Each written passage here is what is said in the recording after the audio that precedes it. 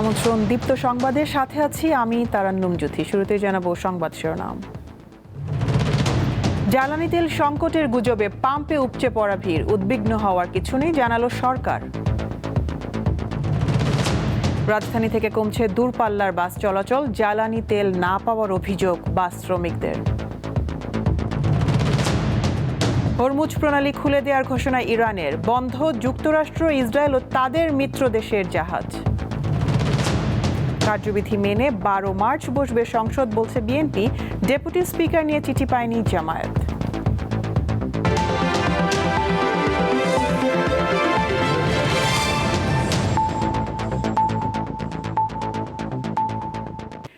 মধ্যপ্রাচ্যে যুদ্ধের কারণে বাংলাদেশে জ্বালানি তেলের সংকট দেখা দিয়েছে। রাজধানীর অনেক ফিলিং স্টেশনে মিলছে না তেল, ফলে বন্ধ রাখা হয়েছে বিক্রি। গুজবে পাম্পগুলোতে ভিড় করছেন ক্রেতারা। মধ্যপ্রাচ্যে যুদ্ধের কারণে বৈশ্বিক বাজারে জ্বালানি তেলের সংকট দেখা দিয়েছে। এর প্রভাব পড়েছে বাংলাদেশে, হিড়িক পড়ে অতিরিক্ত তেল কেনার। এই অবস্থায় শুক্রবার থেকে তেল বিক্রি সীমিত করার নির্দেশ দিয়েছে বাংলাদেশ পেট্রোলিয়াম কর্পোরেশন বিপিসি। শনিবার সকাল থেকে রাজধানীর ফিলিং স্টেশনগুলোতে ভিড় করেন গ্রাহকরা, ফলে সৃষ্টি হয় দীর্ঘ লাইনের। ঘন্টার পর ঘন্টা অপেক্ষা করতে হয় তাদেরকে, তারপরও অনেকে তেল পাননি। আর আমি আসছি হেমায়তপুর থেকে আসার সময় কোনো পাম্পে তেল পাই নাই আমি। তারপরে খালেক পাম্পে উল্টা দিকে কিছু তেল দিচ্ছে, ওখানে অনেক বড় সিরিয়াল ছিল, পরে আমি আসাদ গেটে আসছি।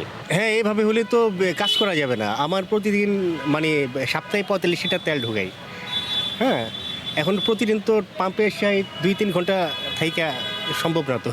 মজুদ ফুরিয়ে যাওয়ায় অনেক ফিলিং স্টেশন বিক্রি বন্ধের কাগজ ঝুলিয়ে দিয়েছে।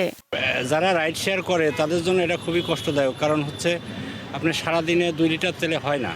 আর ঢাকা শহরে যে যানজট, অল্প কিছু সময় গাড়ি চালানোর পরে 2 লিটার শেষ হয়ে যায়, সেক্ষেত্রে আমাদের জন্য খুবই কষ্টদায়ক আর কি। তো সেখানে যাই দেখি যে তেল নাই বা দিচ্ছে না, এরকম কিছু একটা। তো আজকেও আসলাম, সেখান থেকে ফিরে যাচ্ছি, এরকম আর কি অবস্থা। বৃহস্পতিবার আমি অকটেন নিয়ে আসছিলাম 27,000 লিটার, আর ডিজেল নিয়ে আসছি 13,500 লিটার। আর অকটেন আমাদের কালকে সন্ধ্যা 6:30 শেষ হয়ে গেছে, আর ডিজেল আজকে আমার 8:30 শেষ হয়েছে। গতকাল বিপিসির এক নির্দেশনায় বলা হয়, একটি মোটরসাইকেলে দিনে 2 লিটার পেট্রোল বা অকটেন, ব্যক্তিগত গাড়ির 10 লিটার, স্পোর্টস ইউটিলিটি ভেহিকেল বা এসইউভি ও মাইক্রোবাস 20 থেকে 25 লিটার তেল, পিকআপ বা লোকাল বাস ডিজেল নিতে পারবে 70 থেকে 80 লিটার। আর দূরপাল্লার বাস, ট্রাক, কাভার্ড ভ্যান বা কন্টেইনার ট্রাক 200 থেকে 220 লিটার তেল নিতে পারবে। দিলশাদানি, দীপ্ত সংবাদ, ঢাকা।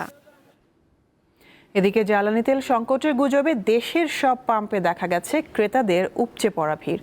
ক্রেতাদের মধ্যে যেমন উদ্বেগ রয়েছে, তেমনি কিছু পাম্পের বিরুদ্ধে কৃত্রিম সংকট সৃষ্টির অভিযোগ উঠেছে। এজন্য অভিযান পরিচালনা করছে জেলা প্রশাসন ও বিএসটিআই। রাজশাহী বিভাগের 8টি জেলায় 279টি ফিলিং স্টেশন রয়েছে। গত 3 দিনে এসব স্টেশনে পেট্রোল ও অকটেন সরবরাহে ঘাটতি দেখা দিয়েছে। তেল শেষ হয়ে যাওয়ায় রাজশাহী বিভাগের কয়েকটি ফিলিং স্টেশন সাময়িকভাবে বন্ধ দেখা গেছে।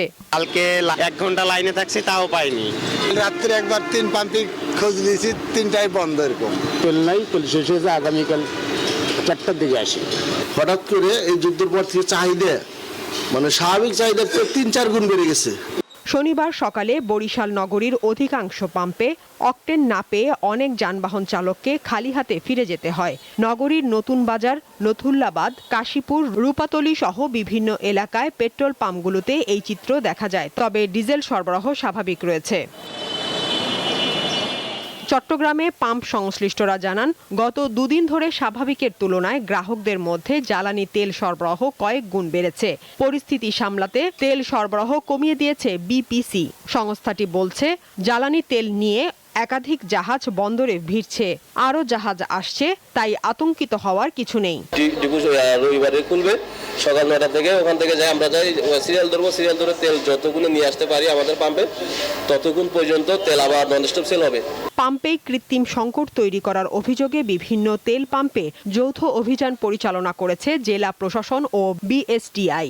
এ সময় জেলার 4টি পাম্পে 30,000 টাকা করে জরিমানা করা হয়। সীমান্তবর্তী এলাকায় জ্বালানি তেল পাচার ও অপব্যবহার প্রতিরোধে সতর্কতা ও প্রতিরোধমূলক ব্যবস্থা জোরদার করেছে বর্ডার গার্ড বাংলাদেশ বিজিবি।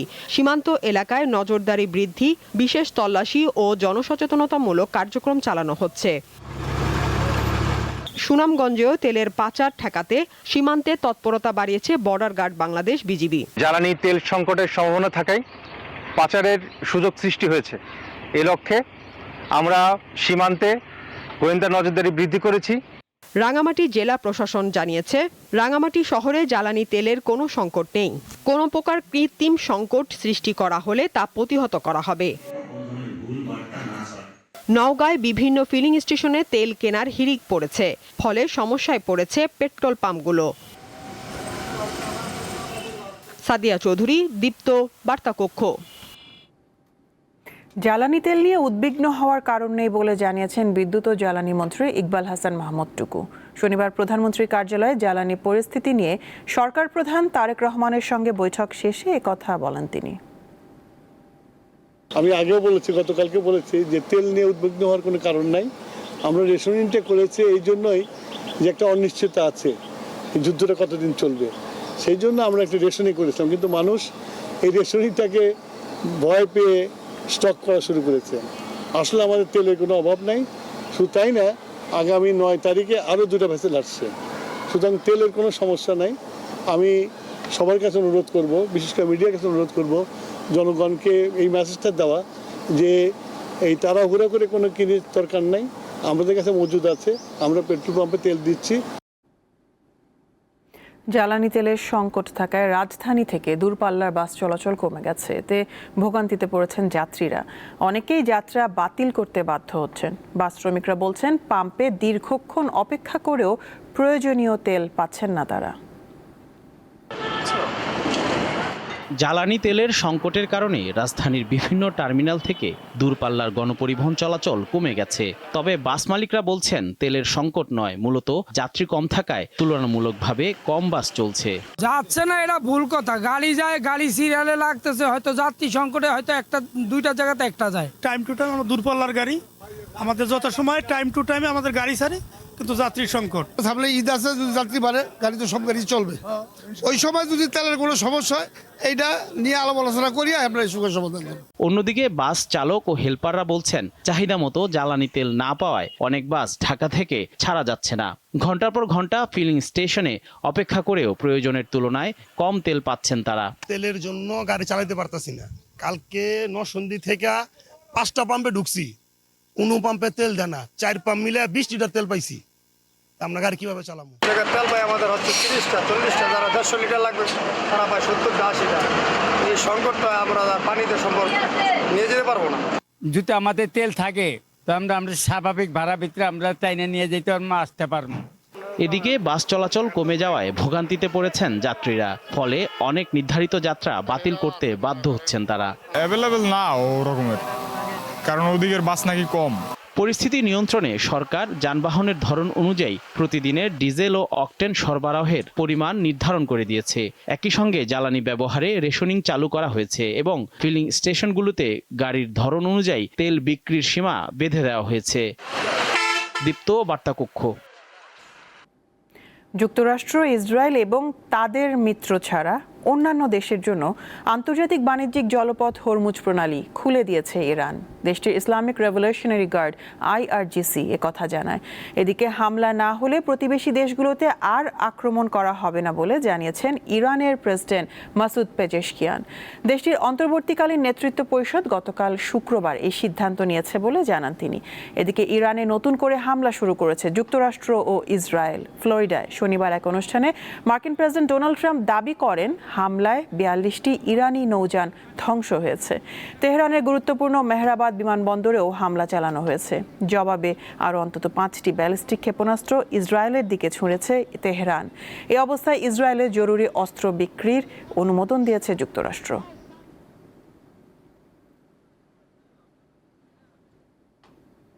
ইরানের সাথে যুক্তরাষ্ট্র ইসরায়েলের চলমান যুদ্ধের জেরে আন্তর্জাতিক বাজারে জ্বালানি তেলের দাম গত 2 বছরের মধ্যে সর্বোচ্চ পর্যায়ে পৌঁছেছে। হরমুজ প্রণালী বন্ধ করে দেয়া এবং হামলার ভয়ে উপসাগরীয় অঞ্চলের দেশগুলো তেল রপ্তানি ও সরবরাহ সীমিত করায় এই কৃত্রিম সংকট তৈরি হয়েছে। এমনটা চলতে থাকলে খুব শিগগিরই বিশ্ব অর্থনীতিতে ধস নামবে বলে মনে করছেন বিশেষজ্ঞরা। মধ্যপ্রাচ্যে ইরান ও যুক্তরাষ্ট্র ইসরায়েলের চলমান যুদ্ধ বিশ্ব অর্থনীতিকে এক চরম অনিশ্চয়তার মুখে ঠেলে দিচ্ছে। বিশেষ করে যুদ্ধের প্রভাবে হু হু করে বাড়ছে জ্বালানি তেলের দাম। শুক্রবার মাত্র একদিনেই বিশ্ববাজারে অপরিশোধিত তেলের দাম 9% বেশি বৃদ্ধি পেয়ে ব্যারেল প্রতি $92 ছাড়িয়েছে। সপ্তাহের ব্যবধানে বৃদ্ধি পেয়েছে প্রায় 30%।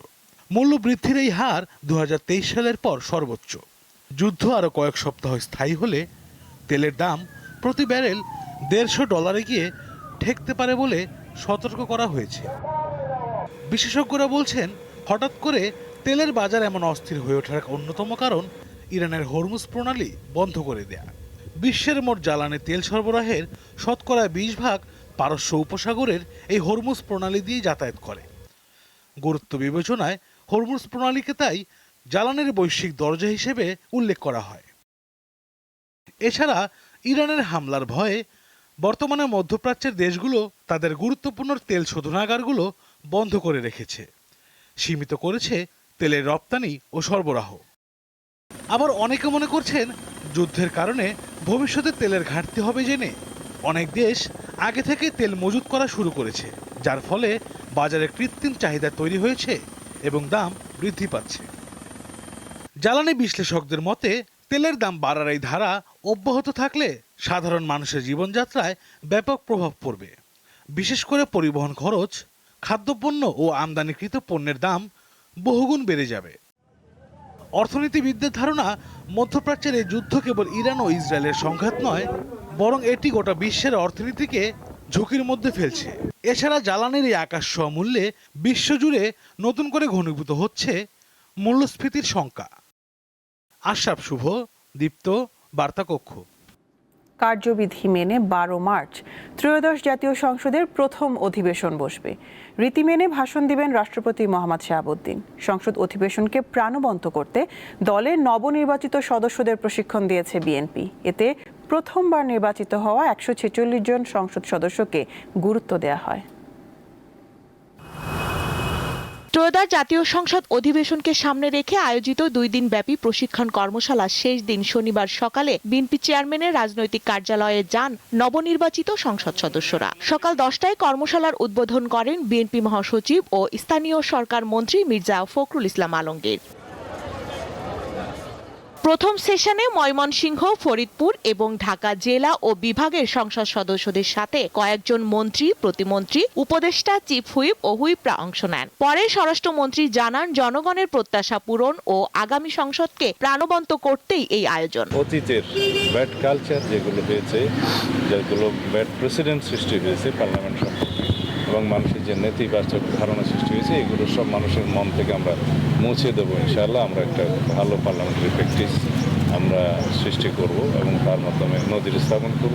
তথ্যমন্ত্রী জানান, সাংবিধানিক নিয়ম অনুযায়ী সংসদের প্রথম অধিবেশনে রাষ্ট্রপতি ভাষণ দেন, সেভাবেই প্রস্তুতি নেওয়া হয়েছে। সংসদীয় ব্যবস্থা অনুযায়ী সংসদের প্রথম অধিবেশনে রাষ্ট্রপতি বক্তব্য দিবেন, এ ব্যাপারে সমস্ত প্রস্তুতি সম্পন্ন হয়ে গেছে। কর্মশালার দ্বিতীয় সেশনে কুমিল্লা, সিলেট, চট্টগ্রাম ও বরিশাল বিভাগের সংসদ সদস্যরা অংশ নেন। প্রসিডিউর ম্যাটার থেকে কি পড়তে হবে,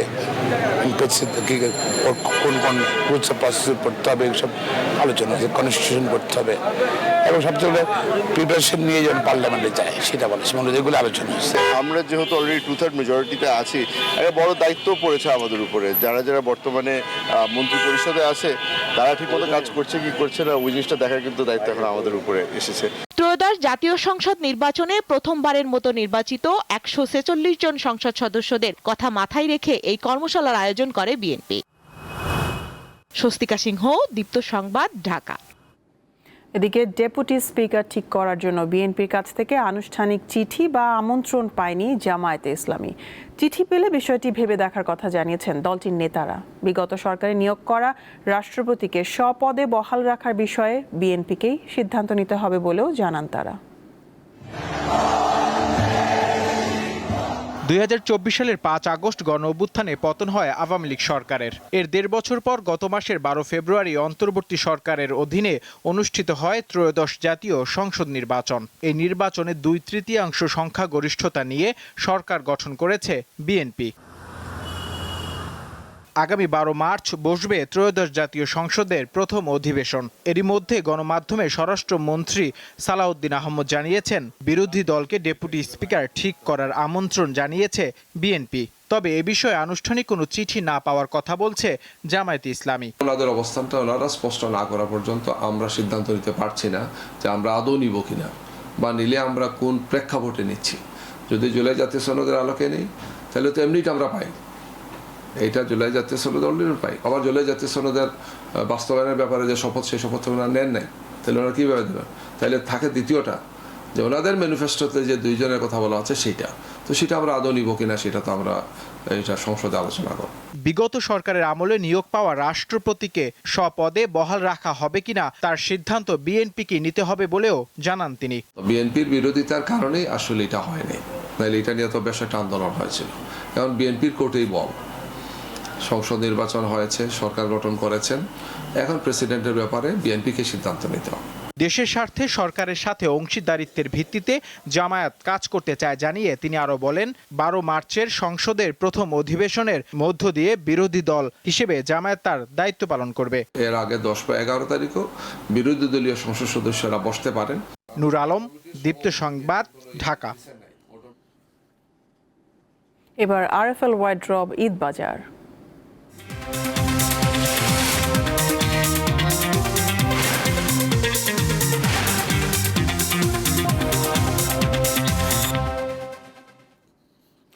দরজায় কড়া নাড়ছে ঈদ, সেই সাথে পাল্লা দিয়ে বাড়ছে কেনাকাটার ব্যস্ততা। রাজধানী সব মার্কেট ও শপিং মলে উপচে পড়া ভিড়, যানজট আর ভোগান্তি উপেক্ষা করে সবাই ছুটছে মার্কেটে।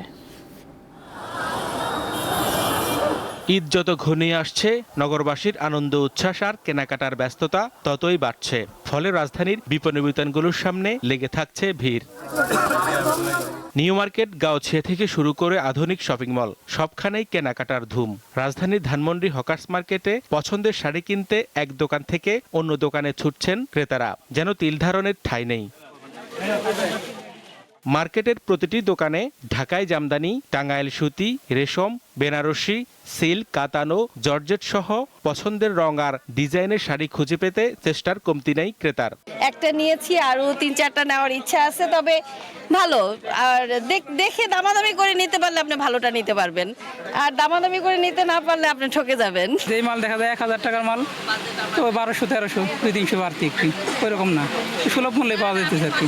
সুন্দর, কিন্তু দাম অনেক, কালেকশন ভালো, প্রাইস রিজনেবলের মধ্যেই আছে।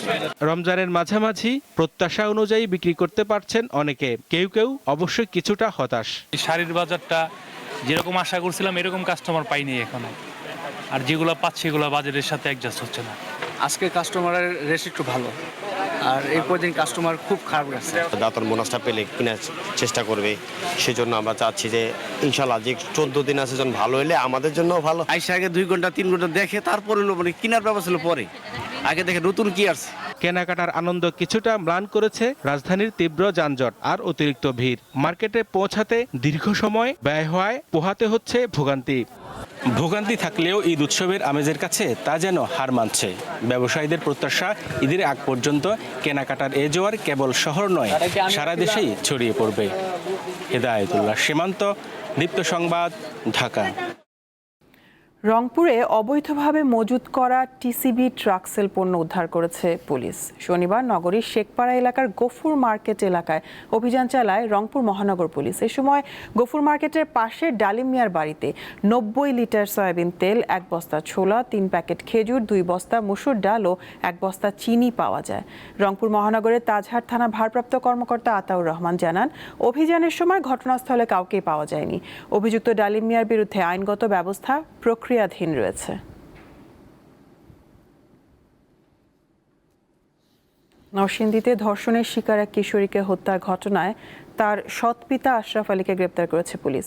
শনিবার দুপুরে সংবাদ সম্মেলনে পুলিশ সুপার আব্দুল্লাহ আল ফারুক জানান, জিজ্ঞাসাবাদে নিজের সৎ মেয়েকে একাই গলা টিপে হত্যার কথা স্বীকার করেছেন আশরাফ।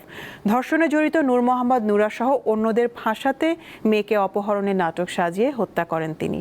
পুলিশ সুপার আরও জানান, গত 10 ফেব্রুয়ারি নূর মোহাম্মদ নুরা সহ একাধিক আসামি আমিনাকে গণধর্ষণ করে। আলোচিত এই ঘটনায় মোট 8 আসামিকে গ্রেপ্তার করেছে পুলিশ। গত 1 মার্চ 7 আসামির 8 দিনের রিমান্ড মঞ্জুর করে আদালত। জিজ্ঞাসাবাদে তারা ধর্ষণের কথা স্বীকার করলেও হত্যার কথা অস্বীকার করে। এরপর নিহতের সৎ বাবাকে গ্রেপ্তার করা হয়। কুষ্টিয়ায় ইসলামী বিশ্ববিদ্যালয়ের শিক্ষক আসমা সাদিয়া রুনা হত্যার প্রতিবাদে মানববন্ধন ও সমাবেশ করেছেন শিক্ষক, শিক্ষার্থী ও স্বজনরা। শনিবার সকাল 10টায় কুষ্টিয়া প্রেস ক্লাবের সামনে শিক্ষার্থীদের ব্যানারে এই কর্মসূচি অনুষ্ঠিত হয়। মানববন্ধনে বক্তারা বলেন, কর্মস্থলে একজন শিক্ষককে নৃশংসভাবে হত্যা করা পুরো শিক্ষক সমাজের জন্য অত্যন্ত উদ্বেগজনক ও নিন্দনীয় ঘটনা। তারা দ্রুত হত্যাকাণ্ডের প্রকৃত কারণ উদ্ঘাটন এবং প্রধান অভিযুক্ত ফজলু সহ মামলার সব আসামিকে 48 ঘন্টার মধ্যে আইনের আওতায় এনে দৃষ্টান্তমূলক শাস্তির দাবি জানান।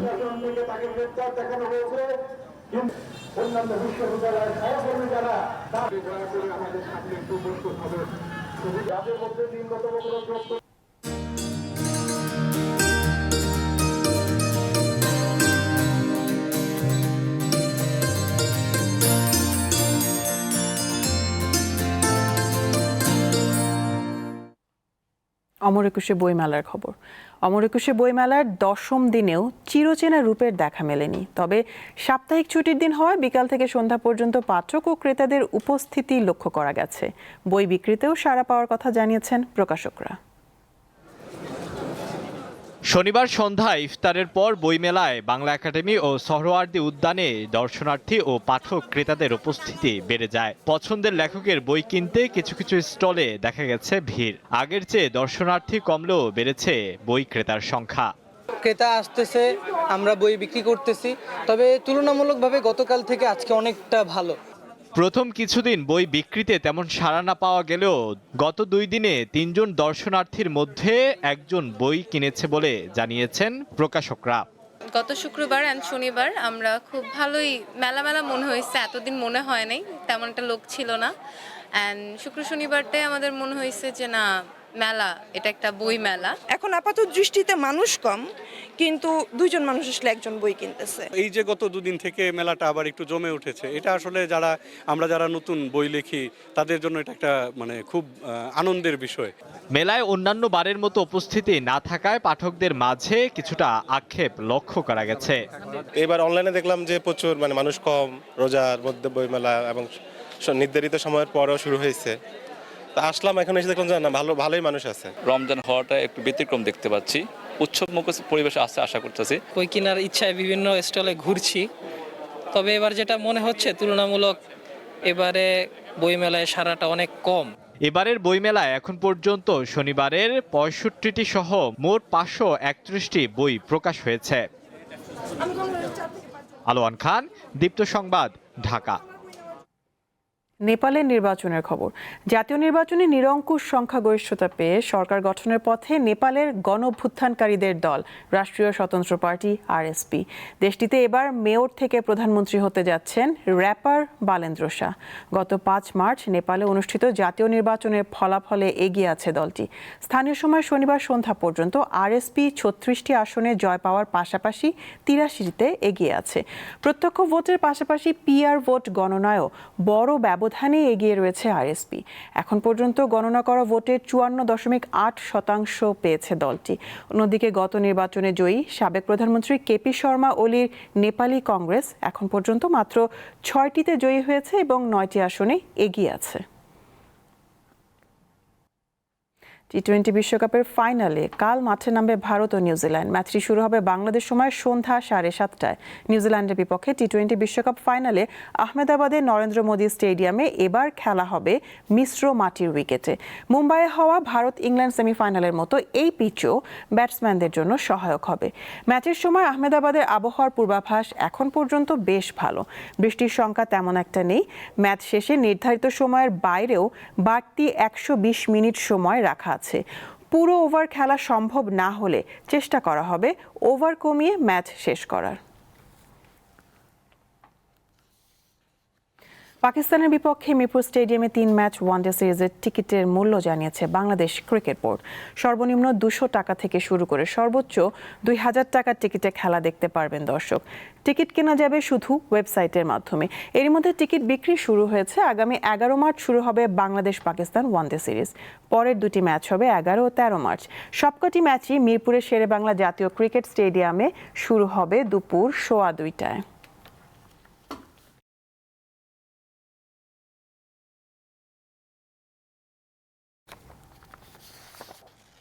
শেষ করব দীপ্ত সংবাদ শিরোনামগুলো জানাবো আরো একবার। জ্বালানি তেল সংকটের গুজবে পাম্পে উপচে পড়া ভিড়, উদ্বিগ্ন হওয়ার কিছু নেই জানালো সরকার। রাজধানী থেকে কমছে দূরপাল্লার বাস চলাচল, জ্বালানি তেল না পাওয়ার অভিযোগ বাস শ্রমিকদের। হরমুজ প্রণালী খুলে দেওয়ার ঘোষণা ইরানের, বন্ধ যুক্তরাষ্ট্র, ইসরায়েল ও তাদের মিত্র দেশের জাহাজ। কার্যবিধি মেনে 12 মার্চ বসবে সংসদ, বলছে বিএনপি। ডেপুটি স্পিকার নিয়ে চিঠি পায়নি জামায়াত।